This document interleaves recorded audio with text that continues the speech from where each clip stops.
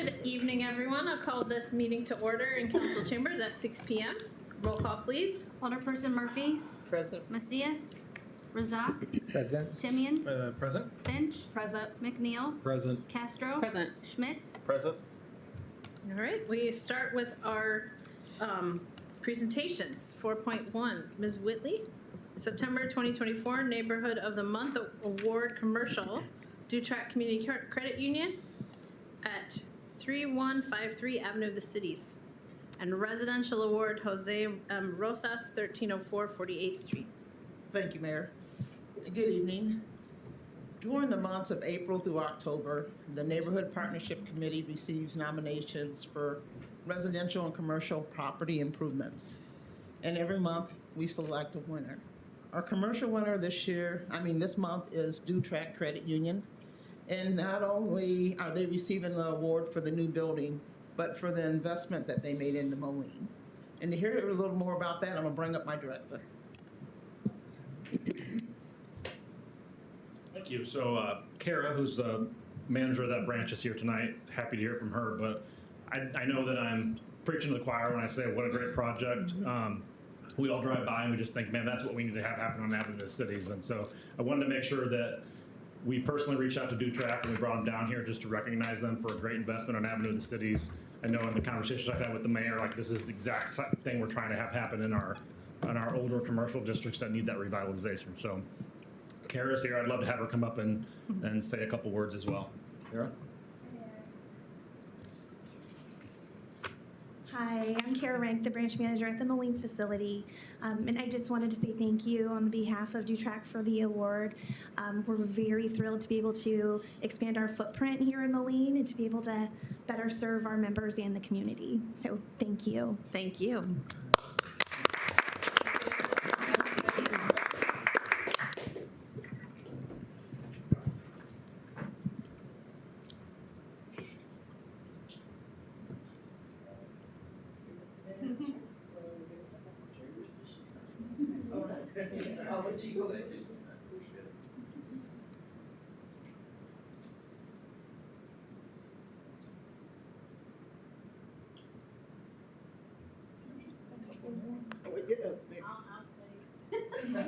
Oh, you were gonna take it.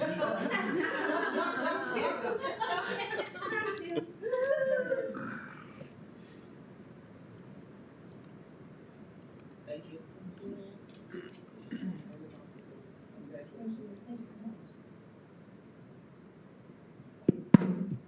And then I'm not sure if our residential is here. Is there a Jose here? Okay. We can see the picture up there. We had some trouble trying to connect with them, but this is our residential winner. So thank you. Thank you. All right.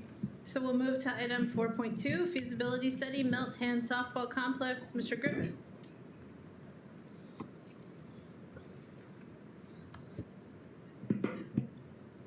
Thank you. Real quick, a little bit of background about this. So last fall about this time, we talked about wanting to do an OSLA grant for turf at Green Valley or Milton Softball Complex, the official name. And we decided to pull the turf out of the budget at that time, and we pulled the OSLA grant. As part of the master plan that was approved back in February, there's several parks that we talked about doing feasibility studies and master plans for. And so Milton Softball Complex, or you'll hear myself refer to it as Green Valley quite often, was either number 1 or number 2 on that list. So we did an RFP and received one from TAG Project Management, who's gonna, Wes is on the line. He's gonna go through a small presentation over that feasibility study. This was presented to Park Board last month with their approval. Like I said, this is just a presentation. If you have any questions, Wes will be able to answer them. I also emailed out that presentation earlier today, if you can't see it on the TV very well. So without that, Wes, are you there? I am, yes, Eric. Perfect. Great, thank you so much. Is everyone able to hear me? Yes, we can. Thank you. Perfect. Well, good evening, council members, staff, guests. Thank you so much for the opportunity to join virtually. I have my colleague Ryan Geiger here as well, who's going to be handling the very complicated for me task of screen sharing while talking talking, so thank you, Ryan. And we appreciate the opportunity to again decide to join you tonight, talk through our findings on the Milton Softball Complex feasibility study and analysis that we conducted. So as Eric mentioned, I understand that you have received, may have in front of you the full study.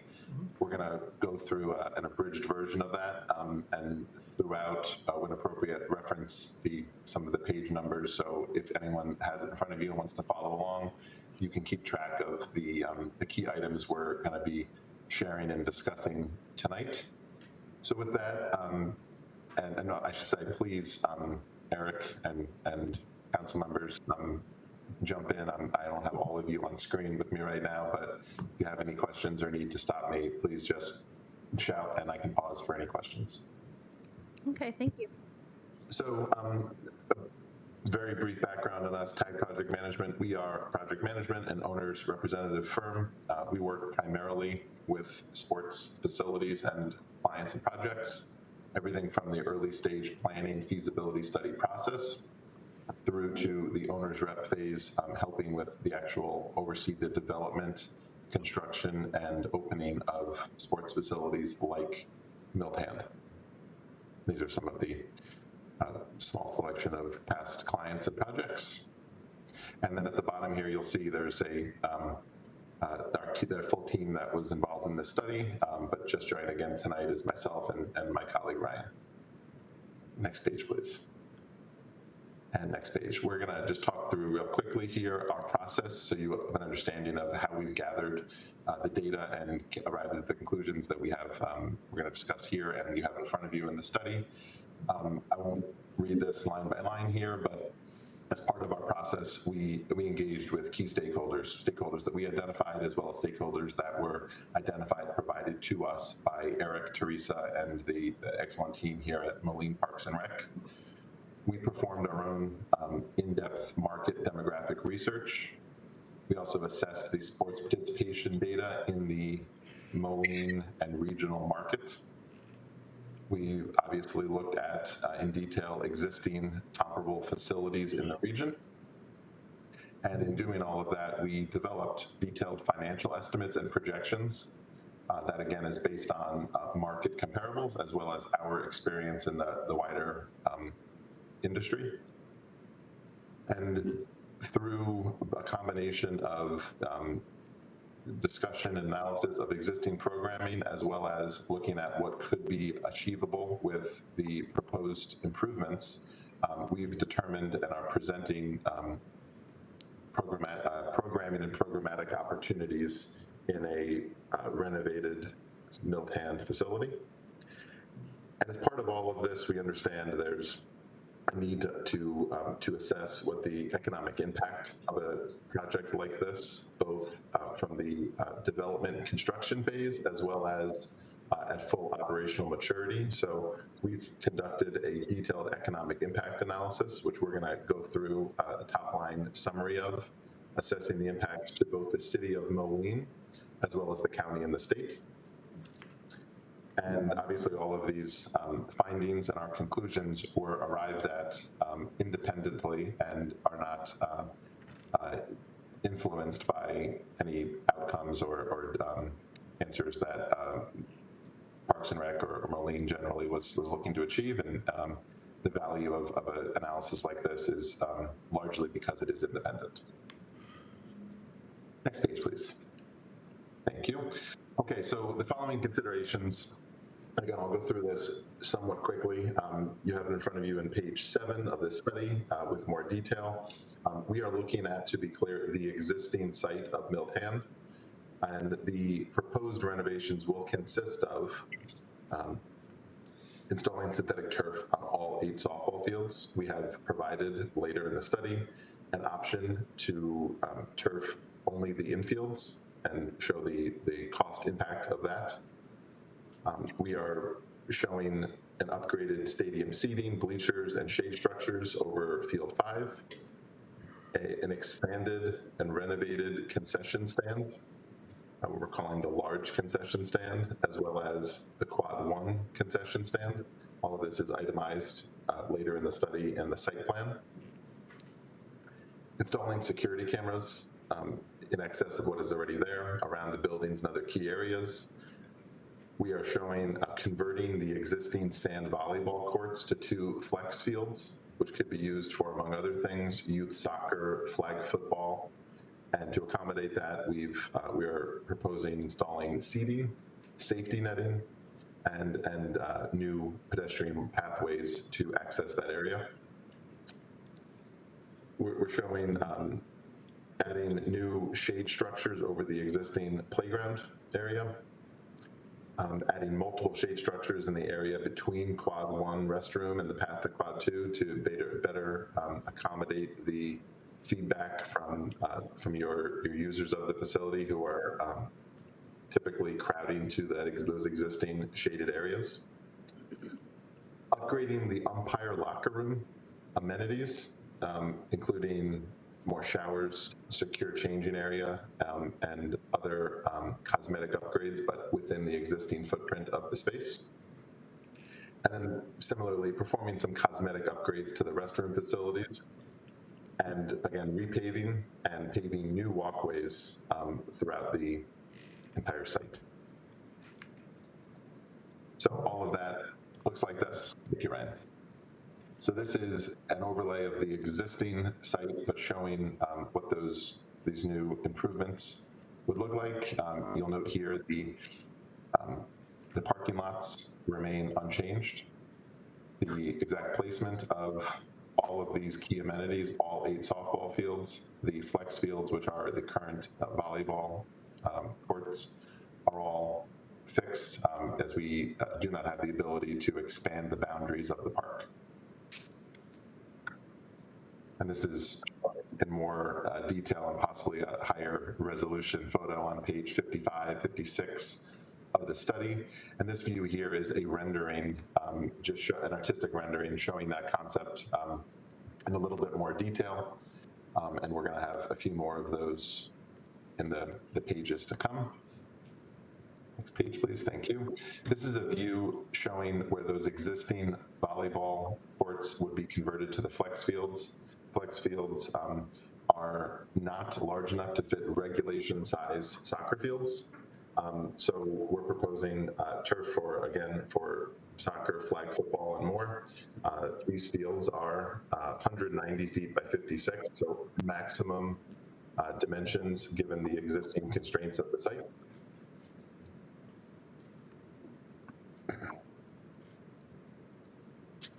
And this is a view of the playground area adjacent to field number 4, showing a series of shades over the playground equipment. It also includes netting to cover from foul balls, home runs, or other balls hit out of fair play. This is an interior rendering. We had a series of these that we did not include, but is linked in the feasibility study. So there's a whole reference page for you to look at what is not printed out on the study. This is one of them, an example of what a renovated concession stand would look like with some of the proposed equipment and amenities that we understand would be necessary to accommodate both the existing offering of the concession stands as well as scaling up to meet the expanded attendance audience and event attendees that we're proposing as part of these capital improvements. Next page, please. Thank you. This is a view of those upgraded umpire locker room and restrooms. Important to note here, the space is small for anyone who may have been there, and we're showing a variety of options for what could be done in this space. All of this can fit in the existing footprint, but these are a variety of options to accommodate the needs that we understand from the umpires and associated staff to make this a more accommodating space, better able to meet the needs of that staff throughout their sometimes very long stay throughout a day.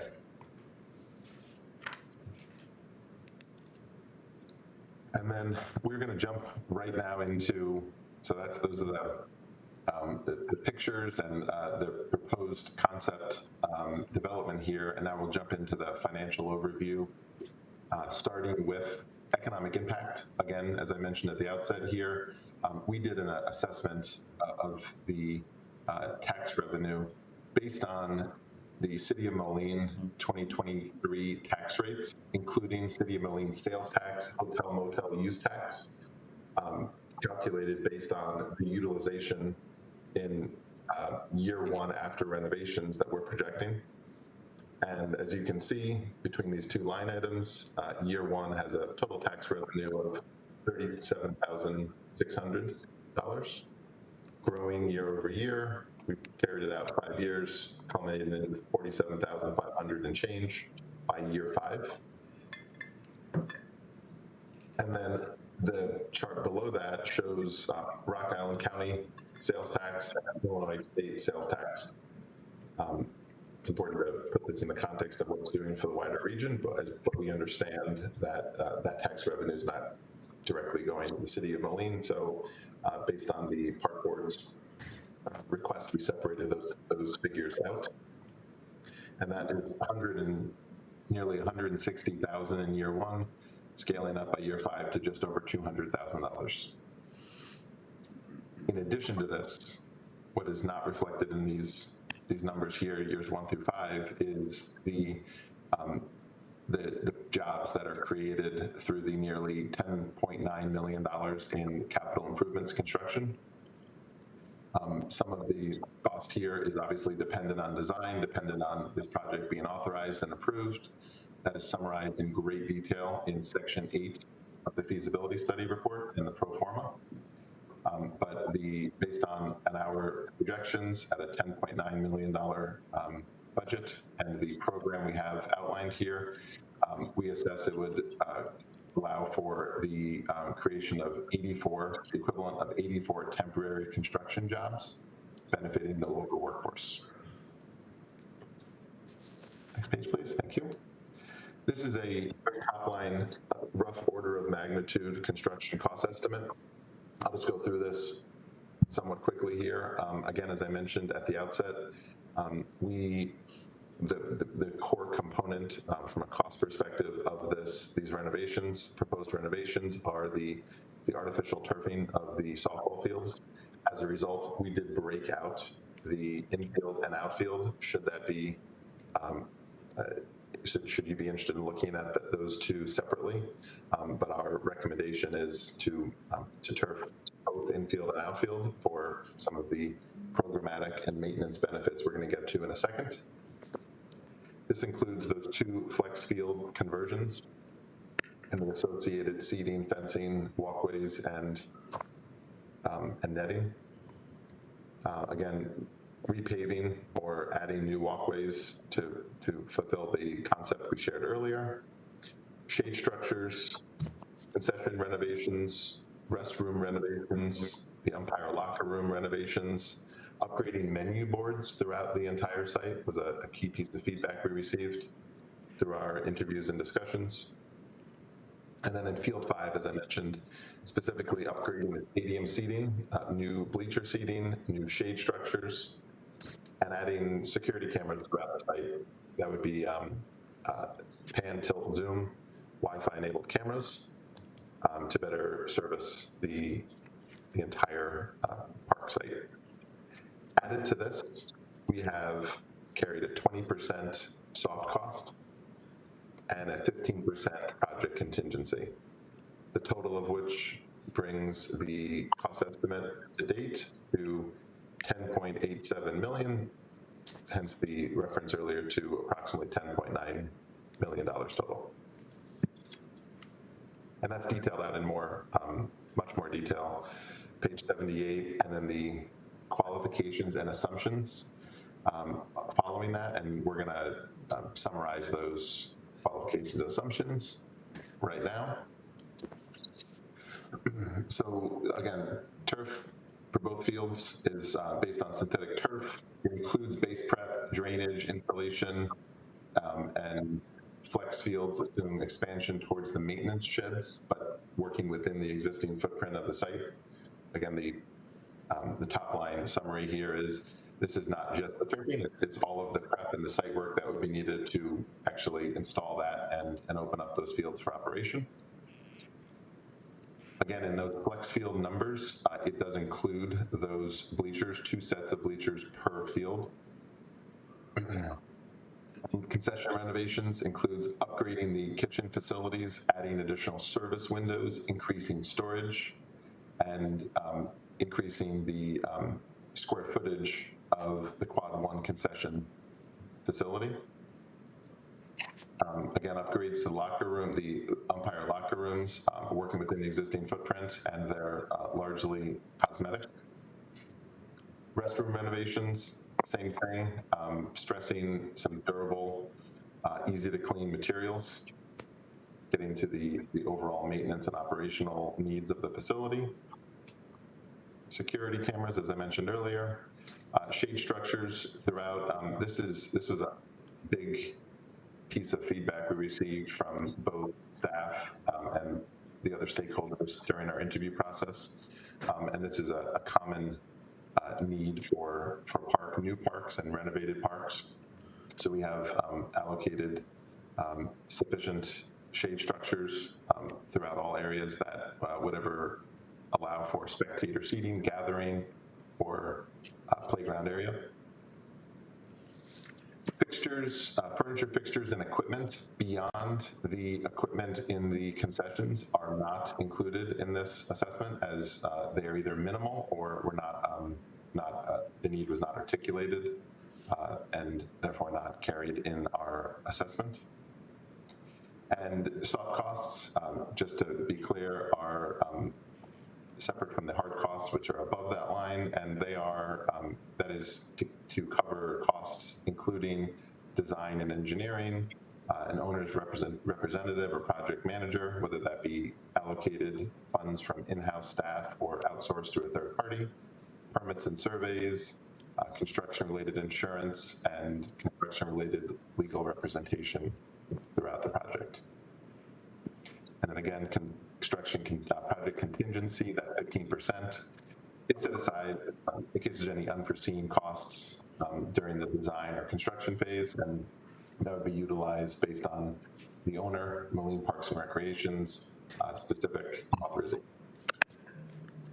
That and more is detailed out again on page 79 of the larger study. Okay, now to the impact on revenue and expenses. So again, we did an assessment here. This is based on the above proposed renovations being incorporated, and it is based on a market analysis of comparable facilities, what they are charging for both programming or field rentals and other revenue pricing. And we've calculated that out based on the proposed increased utilization that we are assessing can be achieved based on these upgrades. So sports programming being softball, flag football, soccer, and bags or cornhole. Next up is tournament and field rentals, and that is your fields as well as, if anyone noting the relatively small revenue line item from bags, the tournaments and event revenue from that as well is also carried in that tournament and field rentals line item. Concessions is this is the gross number for concessions based on the proposed improvements and additional points of sale. Other revenue here is carried as sponsorship revenue, and then special events. So total of that gross in year one is a little over 1.36 million. And we did do a detailed 20-year P&L. We didn't have the space to fit it on the page here, so that full P&L is linked in the study, but we've shown years 1 through 5 and then year 10 and 20 here. So arriving at year 20 gross of just over 4.1 million. And then on the expense categories, we have full-time salaried staff.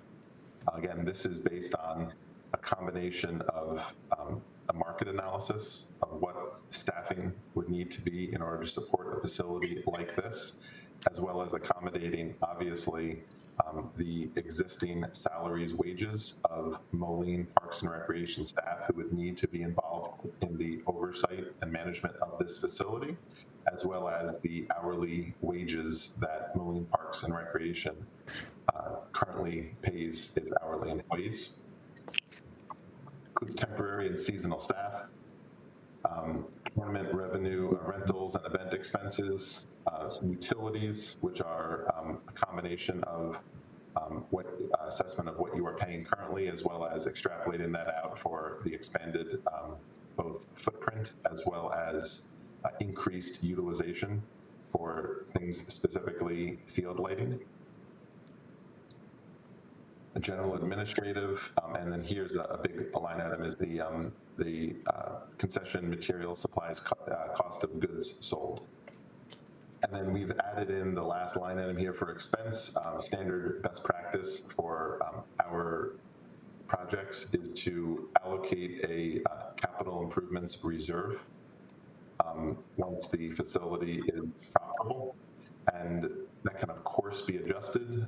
But typically, as you make a large investment, should the project get approved, it would be important to continue to allocate funds from the revenue, the net revenue of the facility, to be able to handle any future upgrades and improvements, as well as any necessary changes to the site. So that's what that line item represents. And then the final chart at the bottom here is a more easily digestible snapshot showing years 1 through 20, gross revenue, expense, and net. And in summary here, while this shows a loss in year 1, I think it's important to note that this represents a significant improvement over the current operations, which I believe are approximately a net loss of approximately little over $300,000, and scales based on the increased utilization, the increased rental and tournament revenue, with sustained conservative annual increase year over year, a conservative growth rate, projecting to be profitable by year 2 and having a net profit by year 20 of just over $750,000. Thank you, Ryan.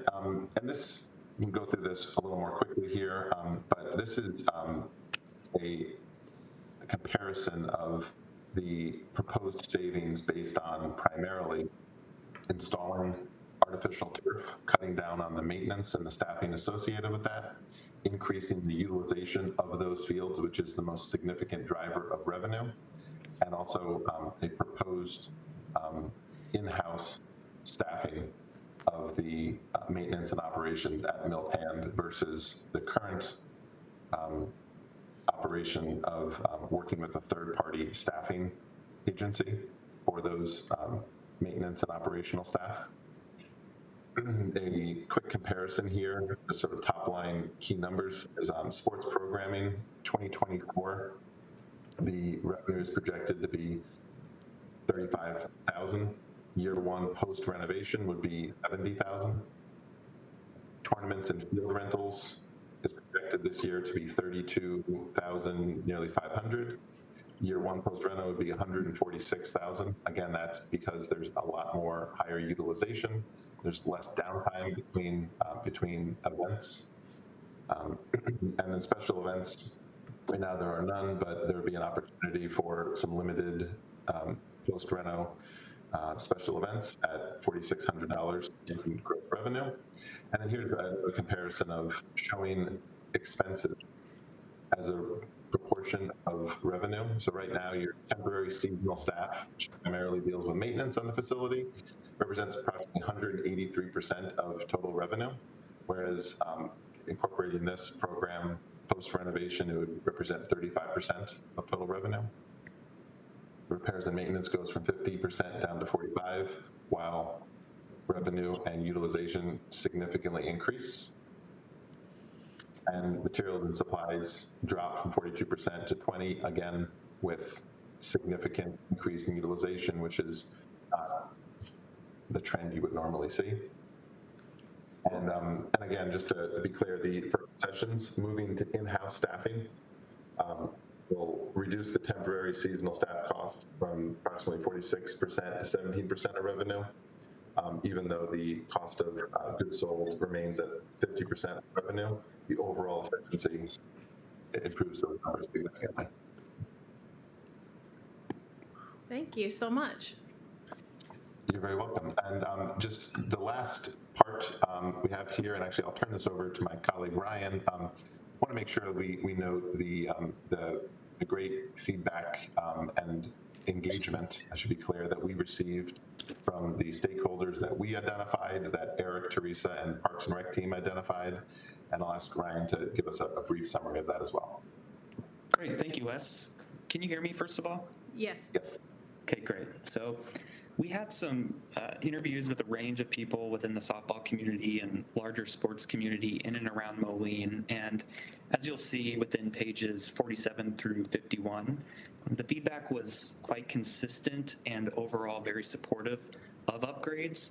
But in the interest of time, I'm just going to focus on one particular set of conversations with Augustana College, where at the time when we discussed we were engaged in our feasibility study in June and July. There was some initial interest in talking with the city and Moline Parks about a deeper potential home field partnership. And I should note, I have it highlighted there at the bottom, but this is largely dependent, and this was communicated to us, on campus master planning that was underway at that time, and the decision if an on-campus softball upgraded facility would move forward. That said, we spoke with the athletic director and head softball coach, and in the first case, I'll just highlight a couple of these quotes, again, in the interest of time, but they're looking forward to a potential partnership moving forward, and then in that same conversation noted their support and strong advocacy for moving towards synthetic turf at the facility. Regarding head softball coach John Nelson, the last quote there is actually part of a much larger exchange, but regarding specifically Field 5 at Milt Hand, there was interest in potentially turning that into a home field for the college. And one thing in particular to note is that in both conversations, actually, the college expressed that they would help fund this field, which would be a potential benefit to the financial projections and to the complex as a whole. So there are many more quotes from the other organizations and individuals listed on the previous slide. Again, that's between page 47 and 51. Thank you. Great, thank you, Ryan. You ready? And to be clear there, that those conversations were preliminary to a point where none of the financial impact of a potential relationship with Augustana College is reflected in our numbers. Anything that may happen there would have a positive improvement and reflect that positive change to the both the capital cost outlay as well as the operational pro forma. Thank you. Ready? And then in summary here, so again, based on the input from Moline Parks and Rec, as well as our team and our findings, we want to summarize the interest that initially led to this engagement of enhancing the community engagement, optimizing the facility to meet the current and future demands for local sports programming, regional tournaments, and also national events, and then boosting tourism and economic impact by attracting those regional and national teams, events, and attendees. So our study, again, is designed to be independent, data-driven, and our findings show a viable path forward for this program, as well as similar programs should you authorize the project to move forward and seek any changes, adjustments, or additional clarification. There's strong viability for this project based on the data we found in our analysis. There's more obviously, in depth in almost every one of these sections in the larger study. But in the interest of time, we'll pause there. Happy to answer any questions, have a discussion as needed, and we'll follow your direction, Eric and council members. Thank you. Turn it over to council members. I see Mr. Schmidt first. What's the expected duration of lifespan on the turf fields? That's a great question. So the expected duration of there's maintenance, there's regular maintenance needed, but they're a 20-year lifespan for the turf and the subsurface material. Mr. Schmidt. And what would be the projected cost to replace in 20 years? I guess we're showing a profitability, but I'm curious if that profitability even covers the cost of the replacement as it would be projected in 20 years. Because I'm sure That's a great it's much more than the 11 million it is now, it'd be closer to 20 million, I'm guessing. I'm sorry. The second part of the question is after it would be closer to 20 million. What would be closer to 20 million? Well, so the construction costs go up every year. That's a fact. My guess is that we'd be talking in the $18 to $20 million replacement cost in 20 years.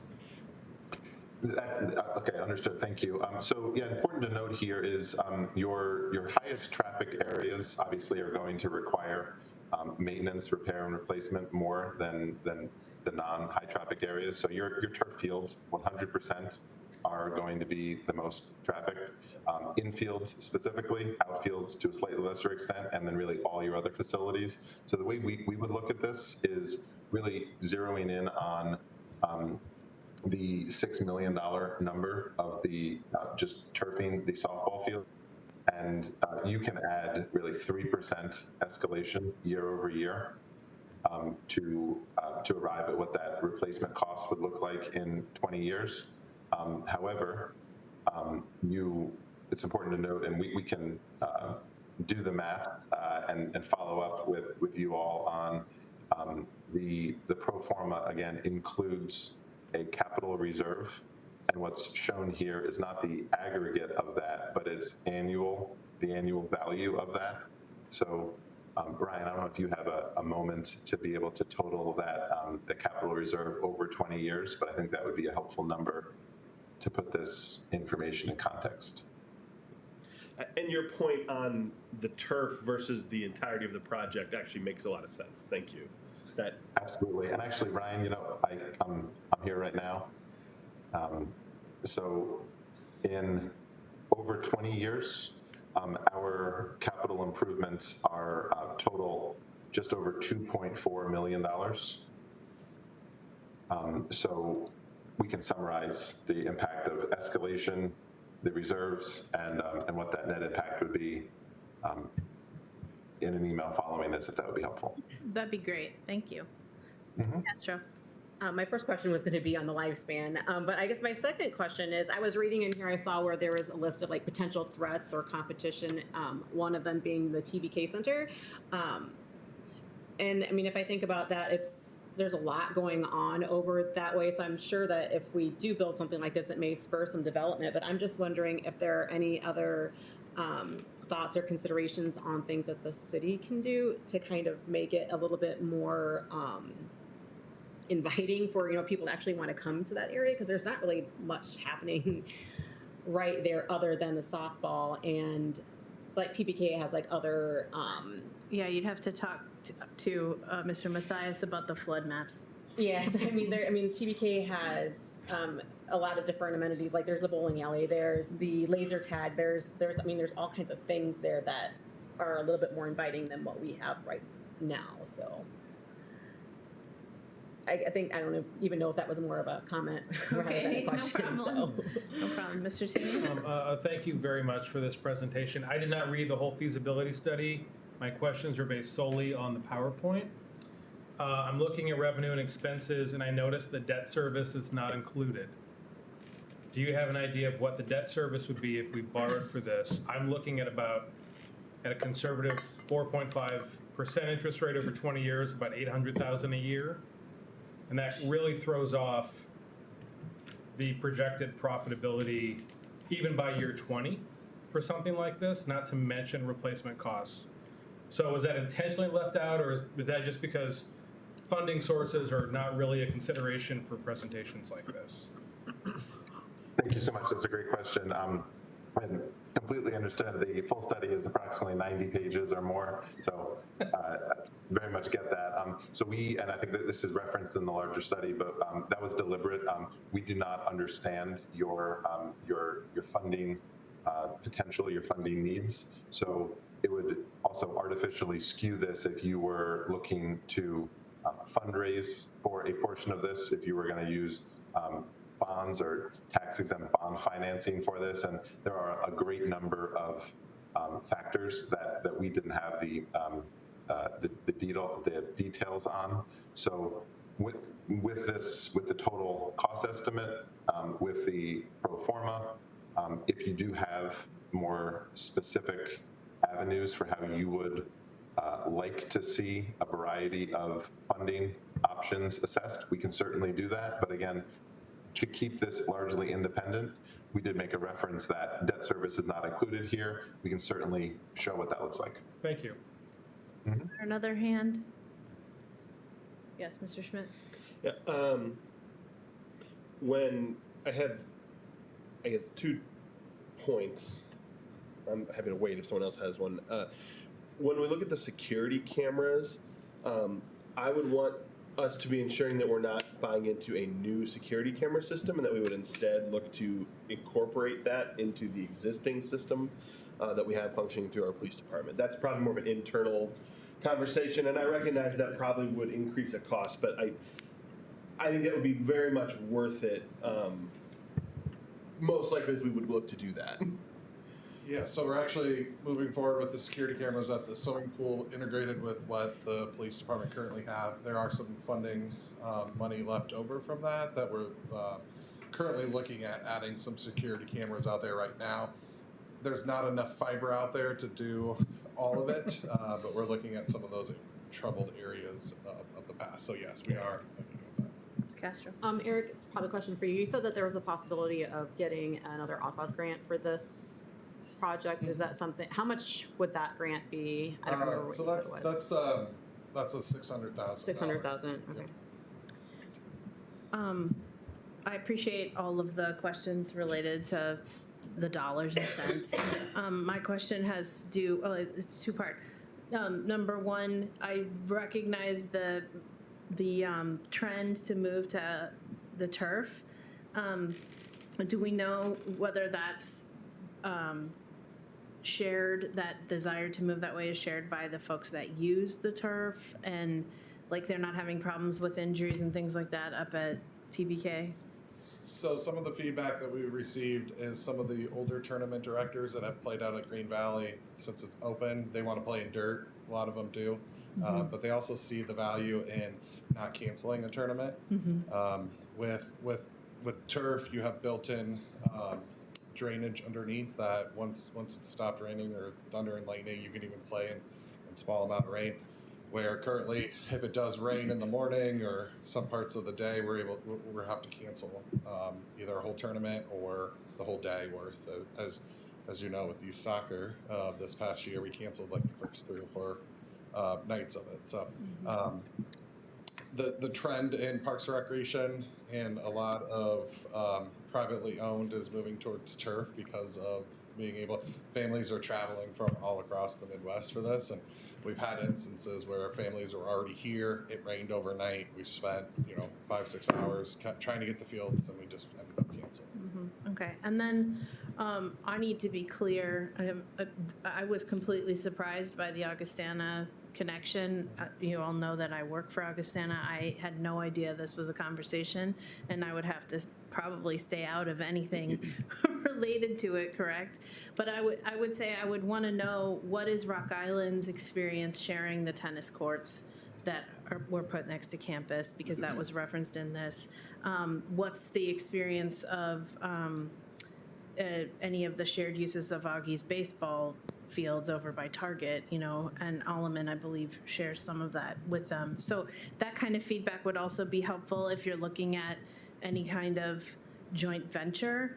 I fully recognize that a college's schedule is a lot shorter than an entire summer and spring and potentially fall of softball or baseball, but those intricacies, I think, would be important for the staff to look at. Yeah, we currently work with the head coach at the softball of Augustana. He is also in charge of one of the club groups and does several tournaments out there. So he's been great to work with.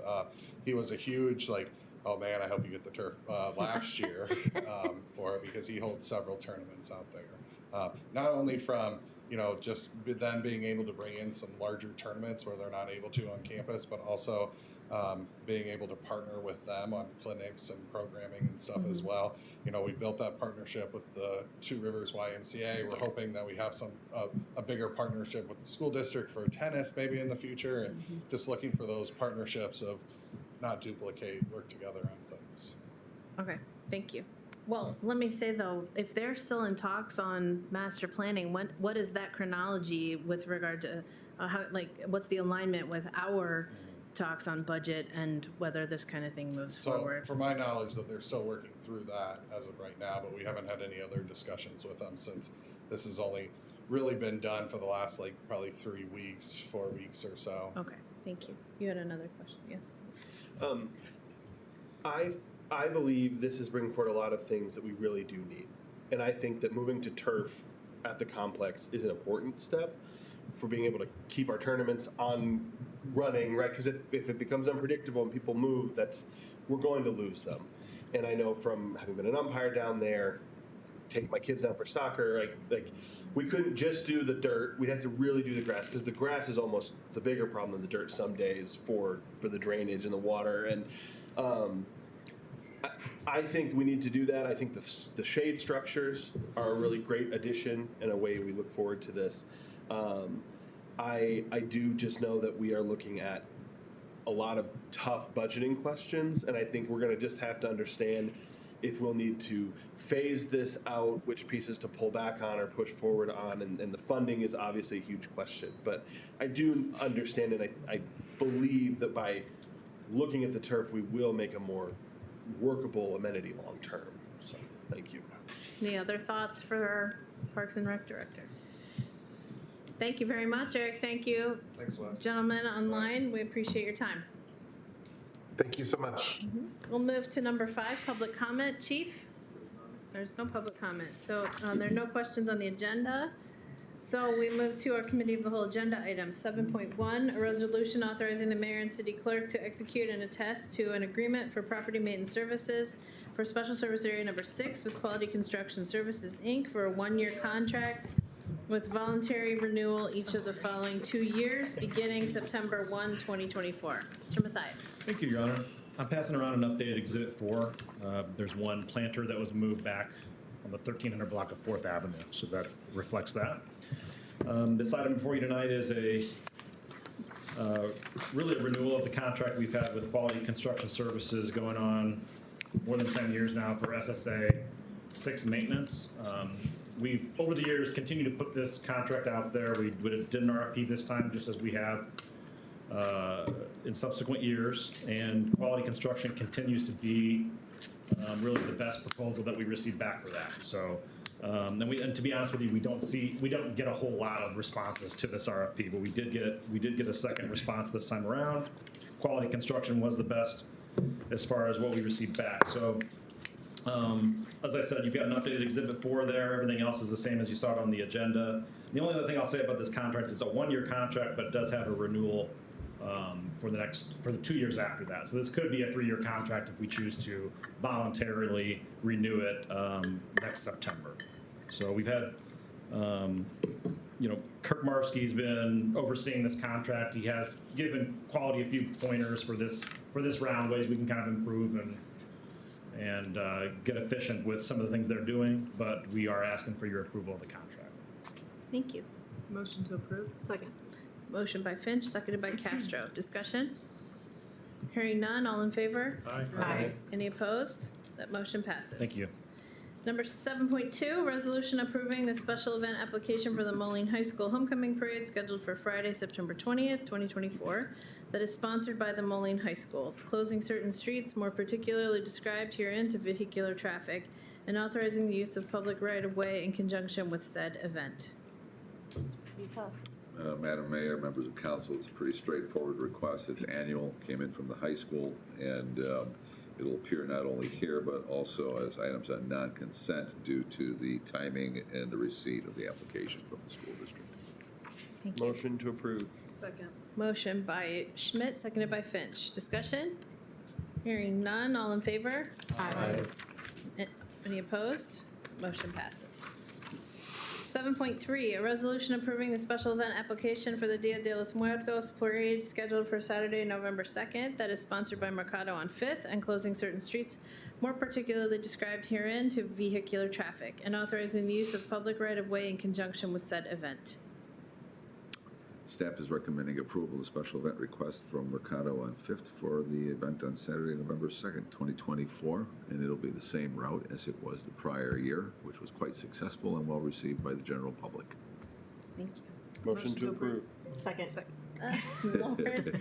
Motion by Alderperson Schmidt, seconded by Castro. Any discussion?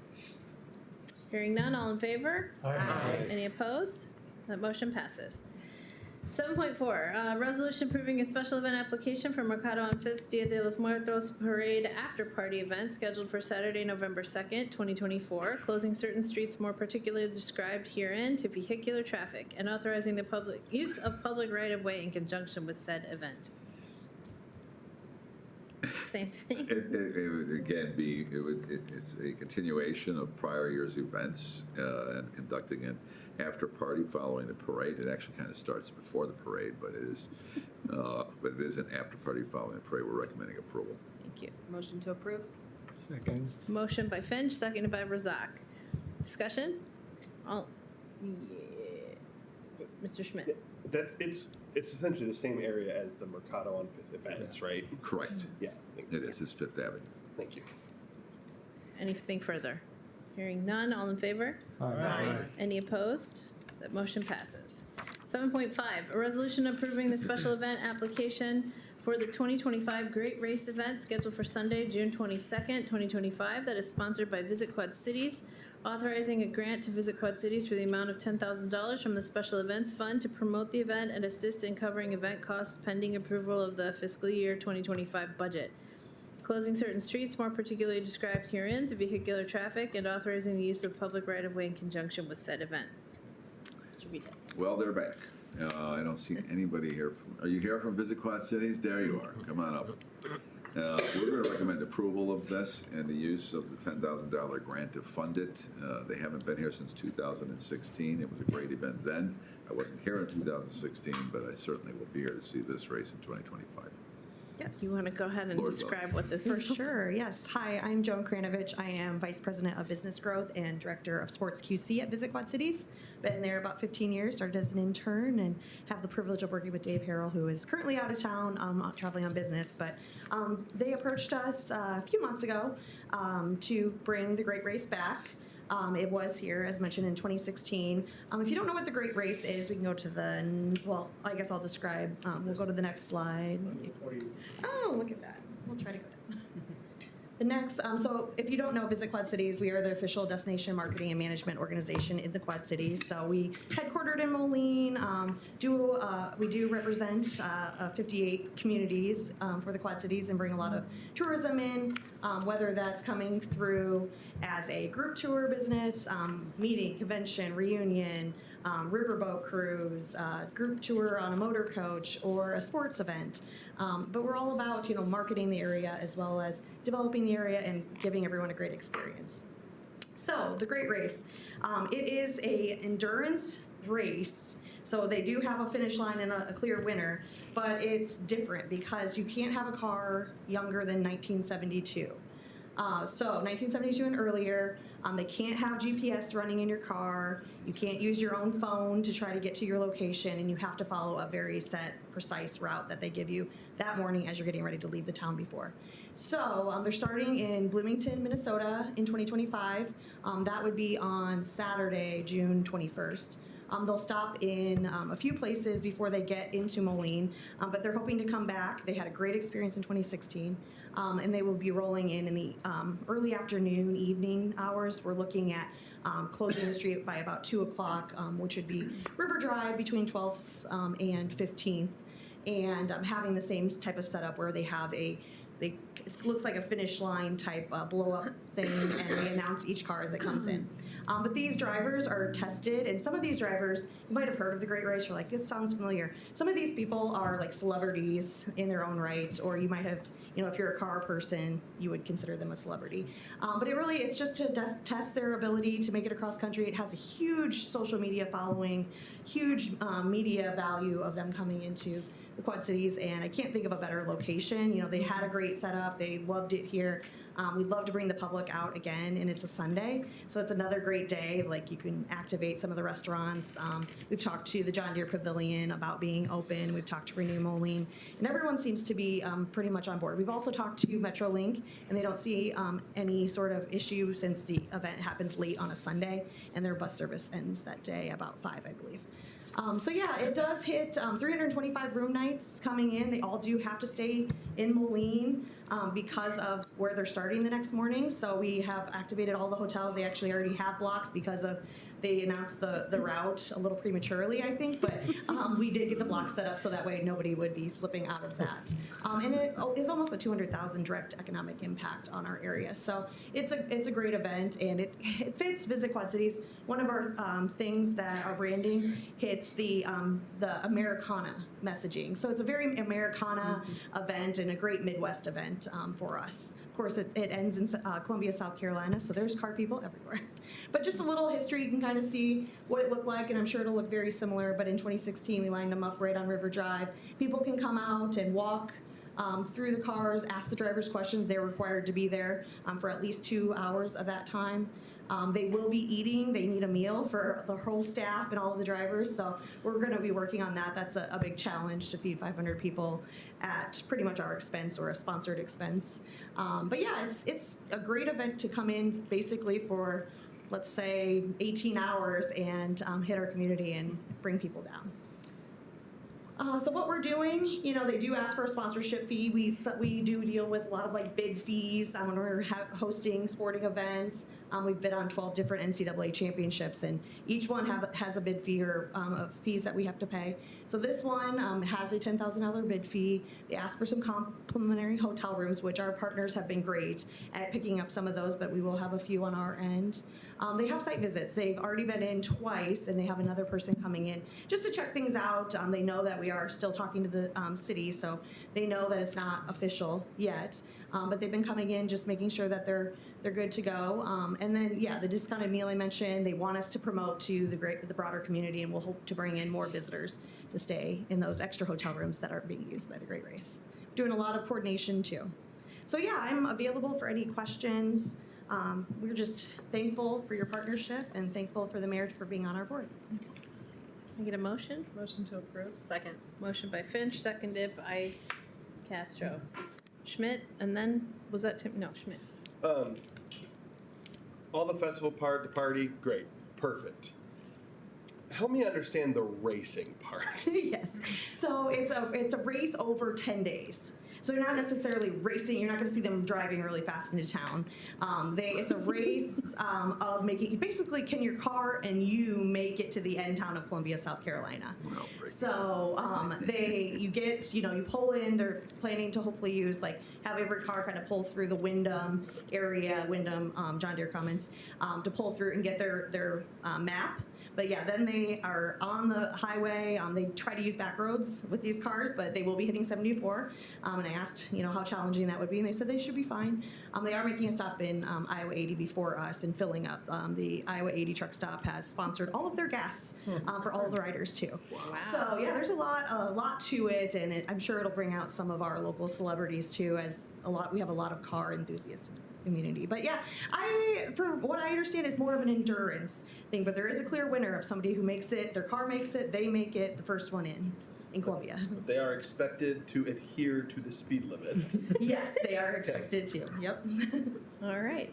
Any further discussion? Hearing none, all in favor? Aye. Any opposed? That motion passes. Thank you.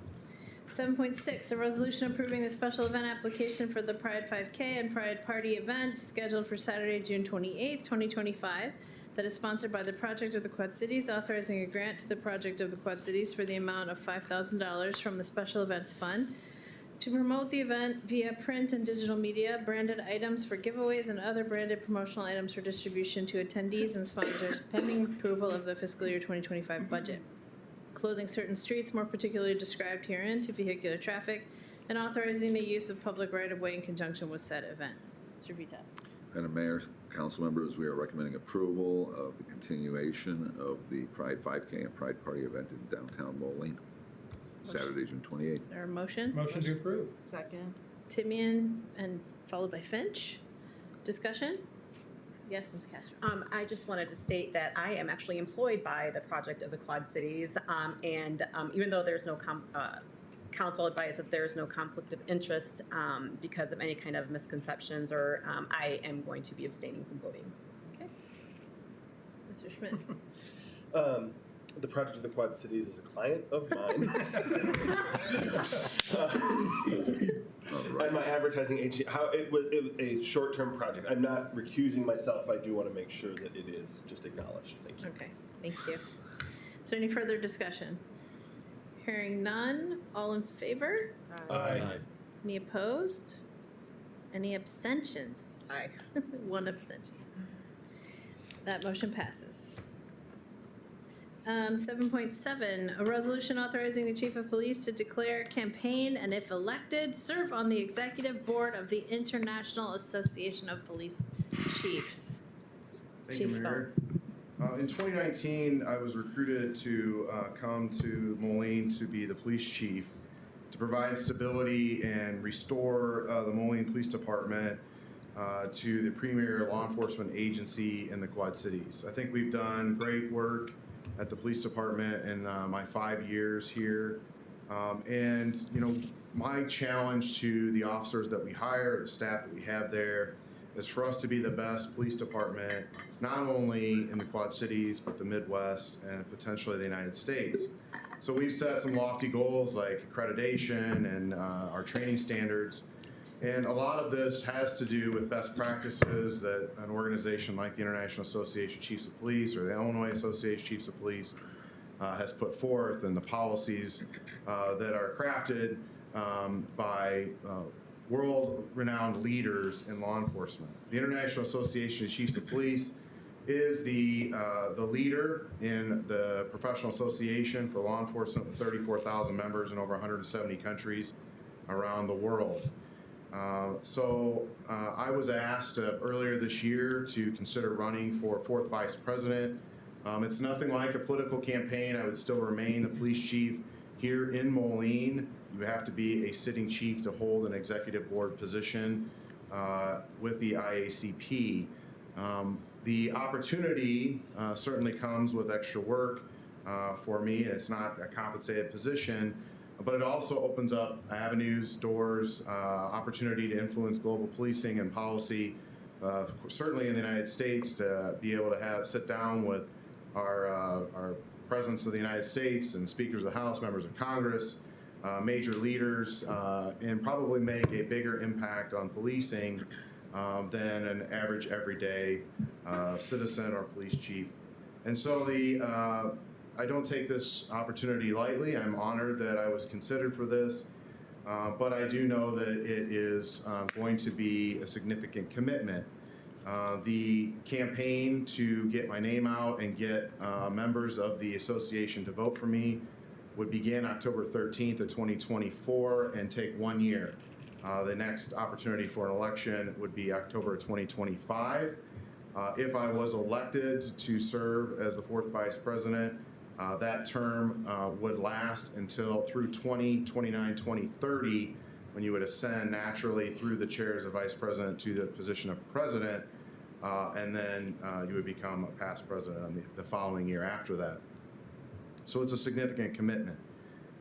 So in consultation with the city administrator and of course the elected officials, there seemed to be some support. And so I'm asking you to consider a resolution to declare your support so that we're on the same page, so that the public is aware that we're on the same page, so that it is clearly official business, so there's no concern about the work that I would be doing on behalf of the association, that you see this as beneficial for the city, for policing in general, and for us to make a difference together, not only here in Moline, but potentially in the United States or even globally by this position. I think it also reflects considerably on the city of Moline. We would have a lot of opportunity to have the city of Moline recognized on these platforms throughout the roughly 5 years of service of the executive board.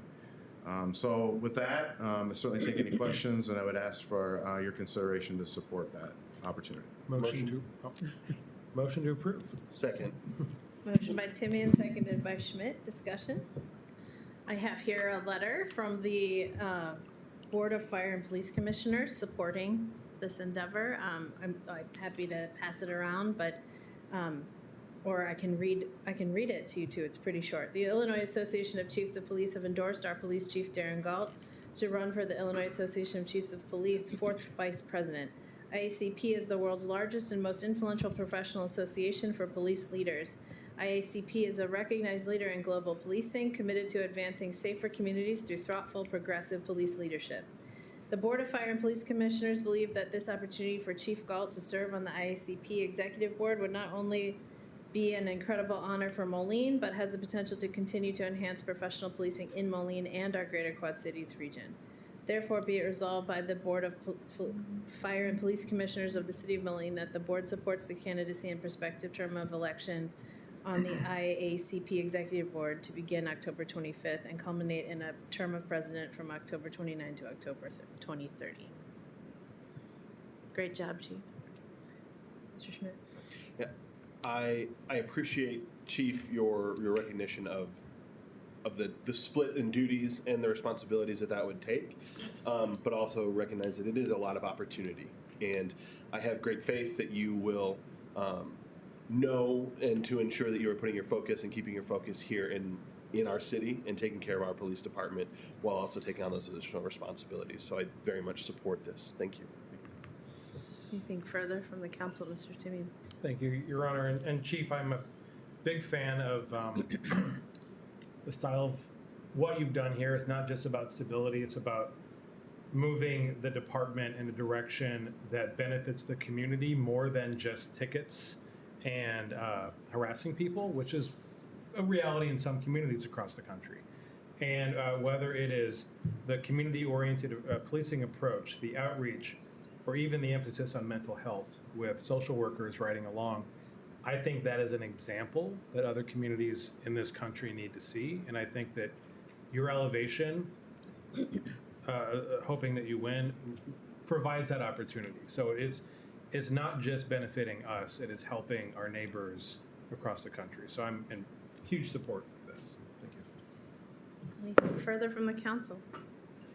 All right, hearing none, all in favor? Aye. Any opposed? Motion passes. Thank you. Congratulations. 7.8, an ordinance amending Chapter 11, Fire Prevention and Protection of the Moline Code of Ordinances, Section 11-2100, Established Composition, and Section 11-2101, Order of Ranking, by adding amendments to reflect the new process of appointing a deputy chief effective September 24th, 2024. Chief, bring it Thank with you, Your Honor. Excuse me. This stems from reviewing Chapter 11 and recognizing initially that the fire marshal was not recognized within the ordinance. So I took an opportunity to make sure that that position is recognized. However, when reviewing that, I noticed that our fire inspector, which we do have both positions now, is recognized and given the authority of a captain.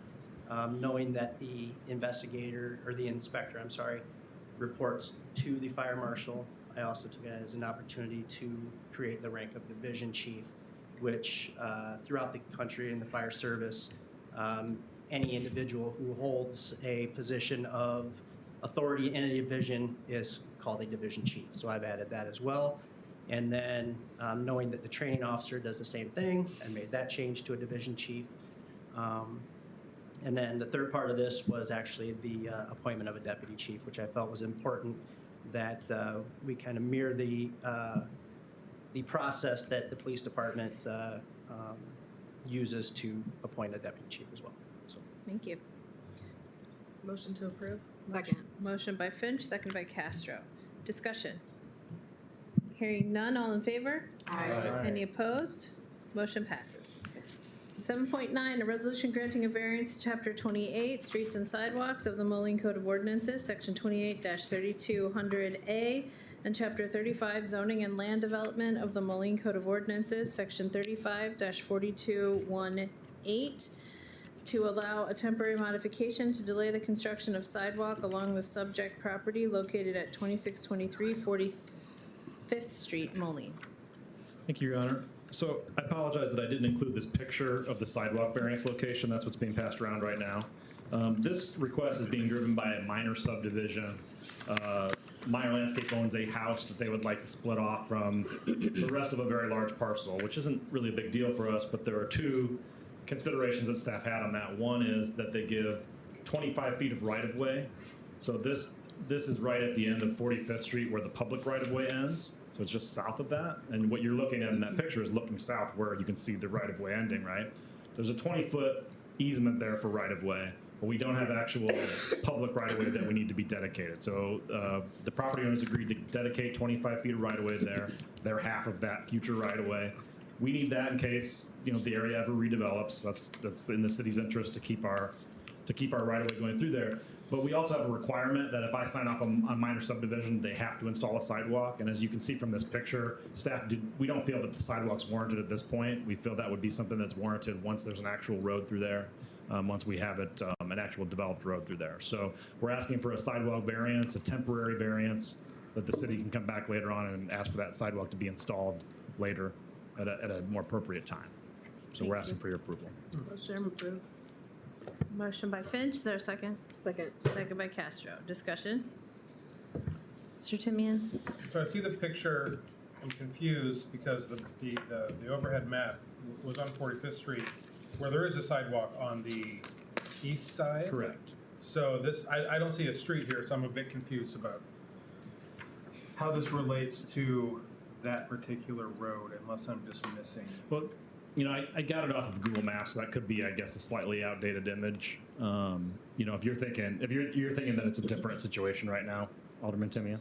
I'm confused as to I remember there being a road and a sidewalk, and here it looks like a sidewalk, unless this is actually the whole 45th Street, and not, it looks like a sidewalk going through 2 yards, so. Right, and that's looking, the Google Maps image is looking south, but Okay. we could always, we could table this to the next meeting if you'd like to see an actual picture. That's We'll the have a map actually, right now. that's Okay. the actual street, Yeah. correct? Okay, Yeah, it just looks like it's tiny. Understood. Well, with that in mind, if I may, Your Honor, this is the third sidewalk variance we will have been given in the last few years, and I'm starting to question why we have the sidewalk ordinance if every development we have has a variance come up. And so this is my concern, is that the sidewalk ordinance is there to incrementally develop, and then we come in with infill to connect the pieces using public funds. And I understand, of course, we're saying, we'll add it when it's developed, but it might not be developed until there's a sidewalk, and there's a big chicken and egg thing going on here. And I'm kind of at the point now where I don't want the city to take on all of the burden of these developments when they're specifically written for a reason. This neighborhood does have a lot of sidewalks that are developed that are not connected. And I'm cognizant of that, and I don't want that.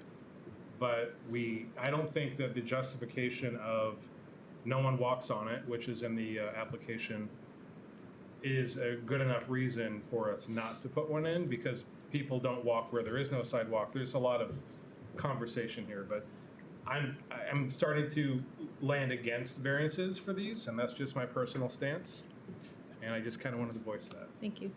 Another thing that was laid out in the application, I think, is that the existing sidewalk north is on the east side of the street. So when that construction was done, it was put on the east side of the street, and that was just something the applicant also pointed out. Okay. Thank you. Anything further, Mr. Schmidt?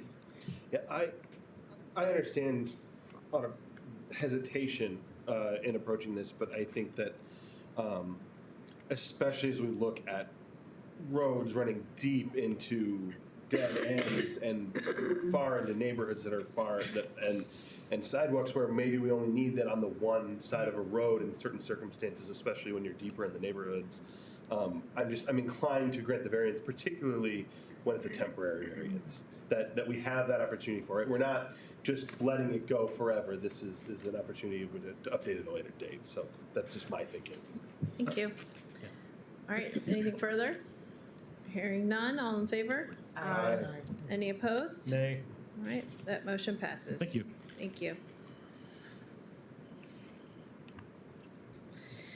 7.10, a resolution authorizing the Director of Engineering to execute and make certain certifications and assurances related to the Illinois Transportation Enhancement Program grant requirements and conditions to design and construct sidewalk improvements and streetscaping elements on River Drive from 12th to 19th Street, supporting a grant application to the Illinois Department of Transportation for the ITEP grant, and authorizing city staff to do any and all things necessary to prepare and submit said grant application to IDOT for the ITEP grant. Mr. Vitas. More than happy to take this, Your Honor. As you can see, we are looking to apply for an ITEP grant again this year. This particular grant would cause the public right-of-way, the walkways in particular between the arena at the corner of 12th and River Drive, all the way to 19th and River Drive, to be replaced in their entirety. Of course, this project would be coordinated with what we're doing with the DSIP project, which is the replacement of the 16th Street Viaduct. So I'm going to throw this out there now. We're going to do our best to coordinate these projects, these efforts, because there will be some significant impacts to the local traffic patterns starting in 25 and into 26, and maybe even beyond. But we're recommending approval of the grant application because it's a $3 million grant, and there would be a $1 million match, depending upon what the final cost of the project is. Thank you. Motion to approve?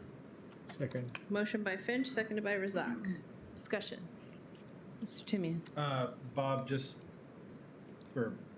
I know you've done this. Obviously, Vibrant Arena are aware of the schedule because this will impact their potential showings and Yeah, and just so you're aware, we did have a meeting, I believe it was about a week ago, and it was convened by Hutchinson Engineering along with our engineering department, and all of the key stakeholders who will be impacted by the project were invited to the meeting. So they saw what the plans might look like. They saw some of the concepts that would be put in place.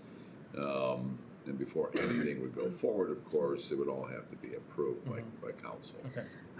I want to put out there that I would hope that even as coordination of two projects can lead to efficiencies, I don't want to see happen what's happened in downtown Sister City next door. In Rock Island, where the entire downtown is very difficult to get through, and that would be really bad for our Moline Center. So I hope Moline Center has also weighed in and that the engineers are really thinking thoughtfully about access and not ripping up the whole street all at once. Yeah, we're not going to shut downtown. Thank you. We will not close. I've had that discussion and made that clear. We will not close downtown. Any further discussion? Hearing none, all in favor? Aye. Any opposed? That motion passes. 7.11, an ordinance amending Chapter 4 alcoholic liquor of the Moline Code of Ordinances, increasing the number of Class B tavern licenses in the city at the request of Jeremy Webb Services LLC, potential purchaser of the former Casey's Tavern, 1512 15th Street, Moline. If I might, we are Yes. recommending approval of the issuance of the increase in the number of licenses to allow for Casey's Tavern to reopen on 15th Street in one of our downtown areas that is actually quite quiet for the most part. So we are recommending approval. Thank you. Motion to approve? Second. Motion by Finch. I heard it over here. I'm going to give I was it to getting ready Ms. for Murphy. Mr. Murphy. Yep, as the second. Discussion. Yes, Mr. Schmidt. I think knowing this is a former tavern, it's coming back into operation, it makes a lot of sense for us to raise the bar. I have no problem with that. I just want to, and I'm sure it is, but I just want to make sure that are things in place where this would only apply to the one applicant that comes through, or is that something that falls to the liquor commissioner to enforce, or is like the application already in hand? How do we make sure it gets used correctly? I'm not really sure I understand your question. Could someone come in and make application 9 a.m. tomorrow morning and try and take that last license before Casey's was able to? Well, actually, there are 20 licenses. That is the cap for Class B. We are at that cap. So every applicant beyond that cap must come before you as a council. So the applicant is already in hand? Yes. Yes, The because application. they're here. Yeah. Yes. That's the part I was just trying to make sure I understood. Oh, I'm Yeah. sorry, yes. Okay. I will share, unless Mr. Razak wants to share, a letter we got from Mr. Webb today, just describing the reaction from the neighborhood consents. It was all positive. People looking forward to the, I think it's beach volleyball, that they'll be bringing back. I can tell you also, there are a lot of young people from the high school who play beach volleyball at Stevens Park at night. So maybe beach volleyball is a thing in Moline. I don't know. They play there quite a bit. Yes, they do. Anyhow, I wanted to make sure that was shared. Anything further, Mr. Timian? The beach volleyball, it's because of all the beaches in the area, and so it's a natural extension of who we are. I'm a support of neighborhood taverns for a number of reasons. I think businesses should be in neighborhoods of all sorts, but the best part about neighborhood taverns is that no one drives home drunk. They walk home drunk. And when we allow, or inebriated, when we allow people to do commerce in their neighborhoods, whether it's restaurants or bars or any kind of shopping, it makes for a much more accessible community. And so I think that this area has always been that, and I think supporting that just helps the neighborhood. Thank you. If there's nothing further, all in favor? Aye. Any opposed? That motion passes. We move to our informationals. In light of our quite extensive first presentation, please be succinct. Brevity is. Yeah, so you have my memo on the land bank. I think you all know what the land bank is and why it was started, but there is a nice FAQ and some other information that we put together for you. And Mary Chappell is in the audience tonight. She's our land bank program manager. So we'll skip down to really the reason that we're updating today, and that has to do with funding. The current funding structure of the land bank, and I guess I won't focus on it, but every city has its own way that it's using the land bank right now. Okay, so the one thing that Rock Island's identifying is they have many vacant properties, they have many abandoned properties, and they're using the land bank for immediate disposal of those properties. Moline right now, we've given 2 properties to the land bank that we've kind of declared they're properties that have just been sitting there for a long time, and it's properties that need to go. So that's one way that they're helping us as well. But you know, East Moline has 3 real problem properties where the attorney for the land bank is really focusing on those and trying to help them acquire those properties and deal with those. So, and then Silvis has just joined with their own kind of, with their own game plan here too. So the current funding structure is really every city pays into the land bank fund based on their population size. Rock Island contributed just over $100,000 in 2023, and that's going to be their 3-year payment. It was ARPA money that they had, and that pays them for 3 years through 2025. Moline's currently paying in over $40,000, and then you can see on the sheet there too, the East Moline and Silvis is proportional to their population size as well. Financing-wise, or I guess expense-wise, Mary is, functions as a city employee. The land bank pays the city of Moline back $114,033 this year. It's going to be paid back to the city of Moline, half of which has already been paid, and it happens in quarterly payments. So that's really how the funding structure is set up currently. And then you can look at these, I think Lori and Carol are also on the line here, so if we have questions to the finance department, we can turn it over to them. But if you look at the summaries and the statements that finance has put together, there's a reason that in FY 2026, the revenue drops off on this statement, right? And that's because the question is, where is that funding going to come from? With ARPA running out in 2026, where is that funding going to come from? So effectively, it's about, you can, and finance can correct me if I'm wrong, but it's effectively about a $40,000 payment a year that the city's making to the land bank going forward. And it's really a question of, if you want to continue with that, where do you take it from? Because it won't be ARPA funding after 2020. So all those numbers are laid out there for you. Carol and Lori, if you're on the line, if there's anything you want to add, or if anybody has questions for Mary, we're happy to answer those. But that's really the reason we're here today is to update you on that after 2025, it'll have to be either a general fund or some other kind of revenue source to pay for this. Mr. Timian? My understanding was that the land bank was intended to be self-supported after a number of years. Is that not true anymore? Well, I wasn't around with the creation of it, but it's certainly not, it's not set up that way right now. It's not set up to function as a self-supported entity. Right now, would you agree with that, Mary? Yeah. Mayor, Yes, Mr. Vitas. Alderman Timian, what you've stated on the record would be correct. It was intended to be self-sufficient at the time of formation, and when the consultants in 2021 prepared the plan going forward. What's proving to be true is that it's a slow start getting the program up and running. That from a funding support, it will not be self-sufficient initially, and it may take a number of years because it's a one-person operation with consulting attorneys and consulting auditors running it at this point. So it's a question, like with all of the other agencies that we have relationships with, this one in particular we formed, is funding it and more than likely out of the general fund. Okay. Thank you. I think I would want to know, how much benefit do you really think we're getting out of it in order to know whether we should continue to invest? Mm-hmm. 2 houses does not sound like a lot when I drive by houses that are boarded up and have weeds all over them. Right, but I think, in multiple locations, right, and some of that could be houses that are in foreclosure or have other problems where it may not be a land bank function to solve that problem yet. Okay. Anything further from the council questions? This will come back to us during budget discussions. You can always send more questions to him. Yes, Mr. Schmidt? I share the mayor's sentiments of just, I'd like to understand where our benefits have been, where our benefits are coming, just an update on that, because it's not functioning as it was originally intended. And that doesn't bother me as much, or that it's taking longer time to get to that place, but just making sure we understand that full trajectory. Yeah.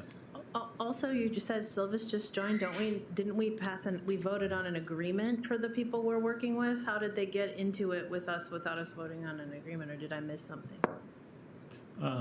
Mary, do you want to? Just saying. Yeah. Good evening, everyone. Mayor, Council.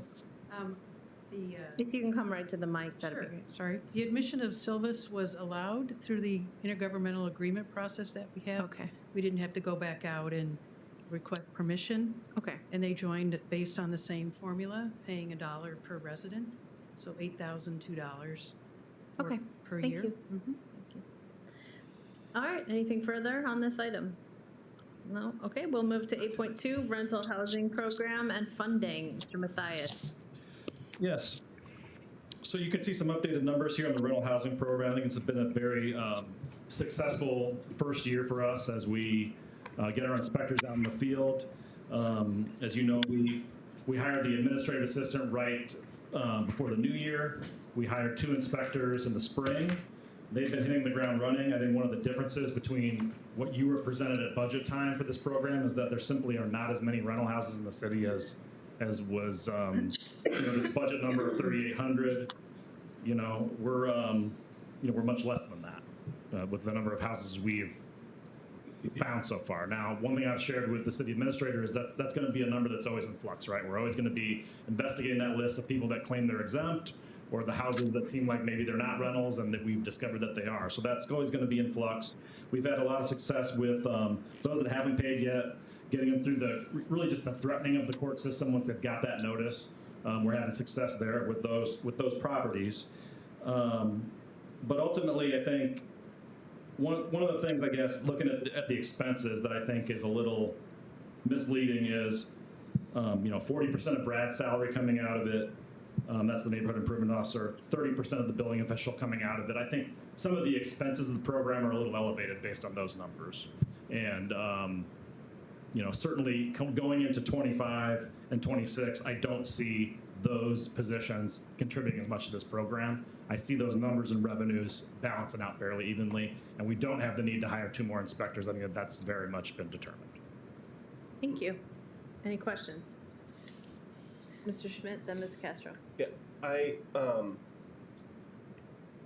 how confident are we, and I know you spoke to fluctuation, but how confident are we that the method we used to identify rental properties was the best or only way to do it?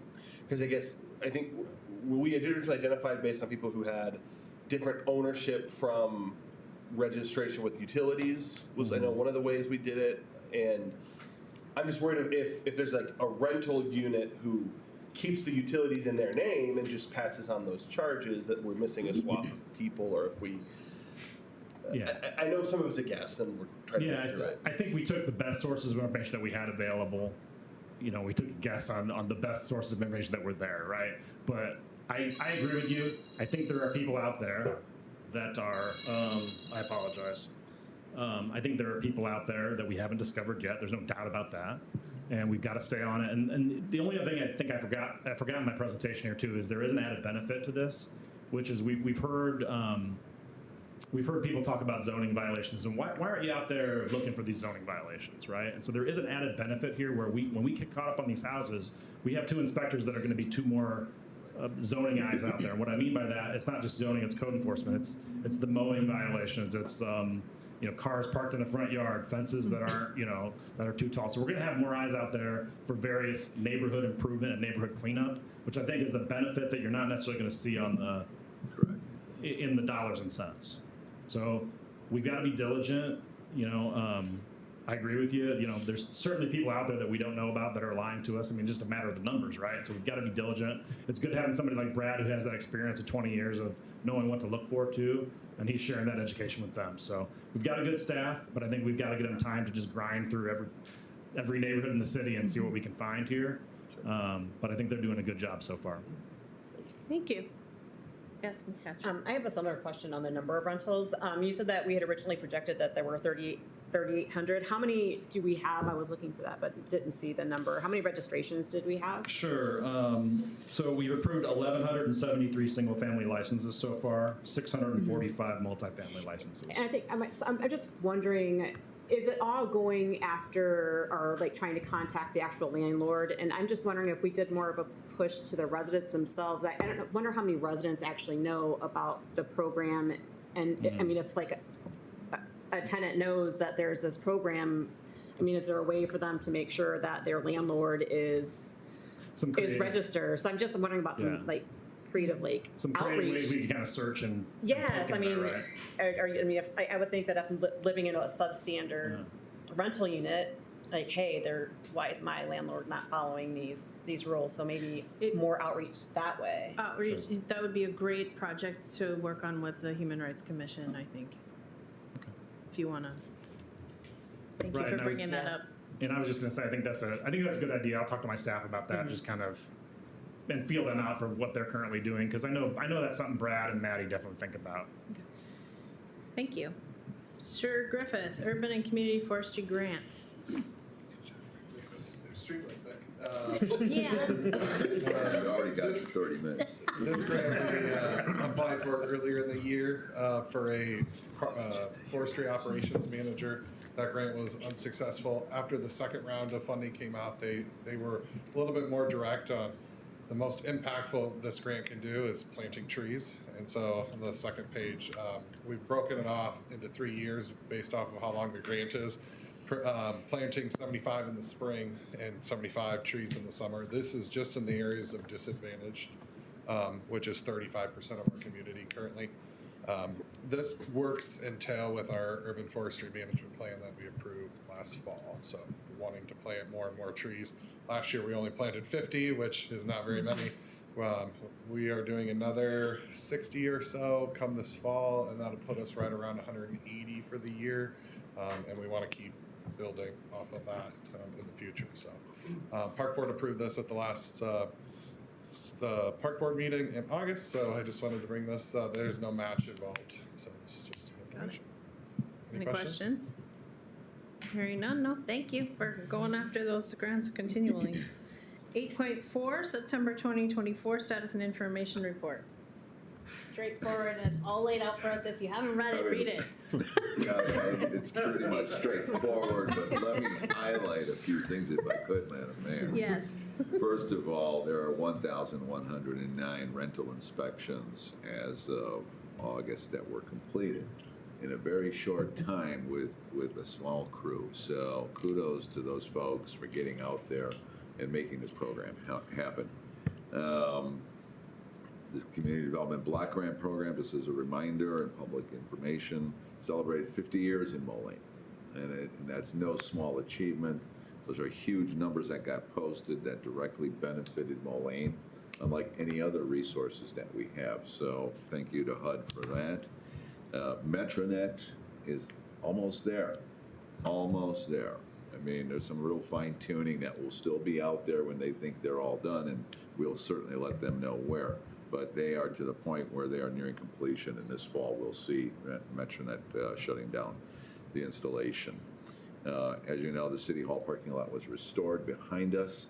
It's a good example of what we hope to see when 7th Avenue is actually reconstructed, so that we have one continuous great improvement basically from 15th over to 19th Street in our backyard.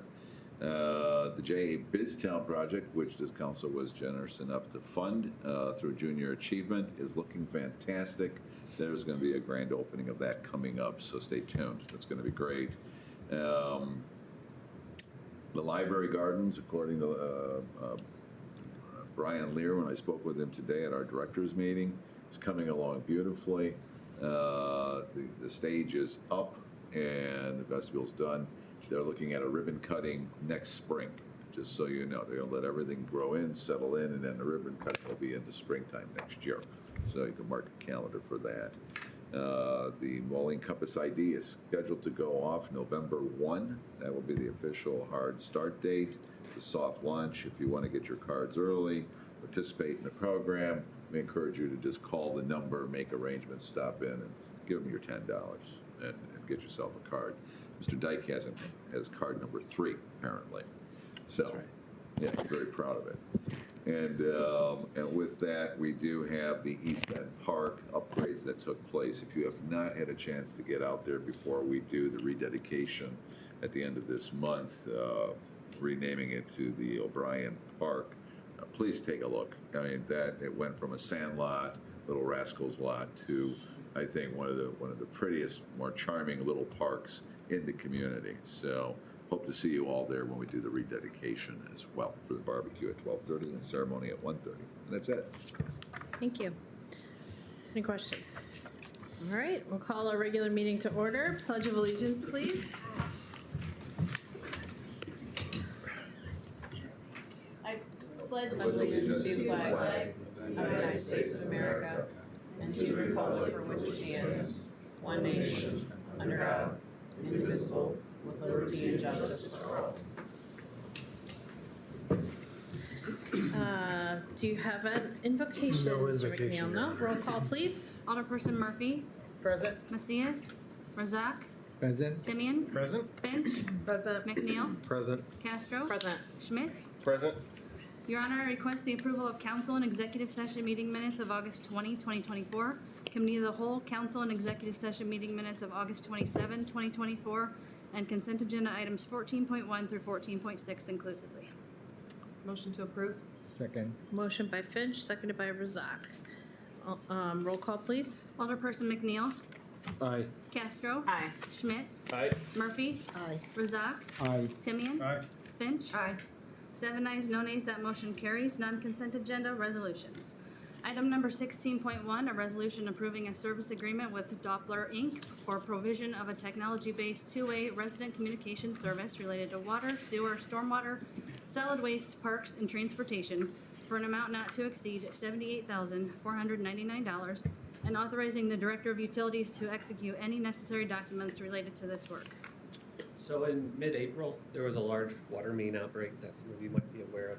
And while the crew responded relatively quickly and did a good job of repairing it, and we did send out all the necessary alerts to the community, there was an influx of concerned residents that had lost their water or had low water pressure. During after hours, around 4 or 5 o'clock, all the calls coming into the utilities goes to our water operator. And it's one guy that works alone all by himself. And it's not a big deal usually, right? He gets 1 or 2 calls, but the problem is there's an influx of dozens and dozens of people.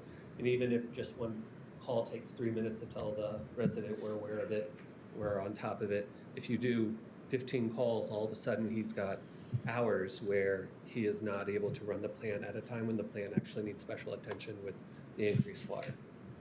So what that event did is basically just kind of bring to attention a lot of little annoyances that had been going on, such as after-hour calls to the operator, the water operator, I should say, machine messages that were left on Public Works that were then involved the next day, people calling and no one picking up because the water operator is in a busy part of it and doesn't get a call. So what we did is we kind of used this as an opportunity to look for ways to have a two-way communication service with the community. And we looked at a couple different companies, and Doppler Incorporated seemed to have what we were looking for. So this is not just a one-time thing where there was a bad water main break. You're like, what's this? Are we going to spend this for one time in the year? This gives us more than that. So what it allows is for when a resident calls for any problem at any time, they'll reach a human being.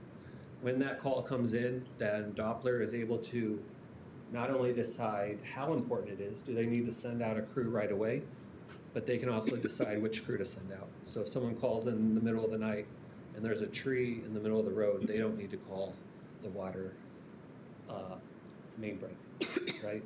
If someone calls at night and says they didn't pick up my garbage, well, that can wait until tomorrow morning. They don't need to get a hold of someone that night, right? In addition to that, what it'll be able to have, the calls that come in, they'll be able to create a work orders with the utilities work order system, Lucity, so that if it is not an emergency call, the next morning the crews come in and they have a work order ready to be ready at their disposal, and they can get on top of it.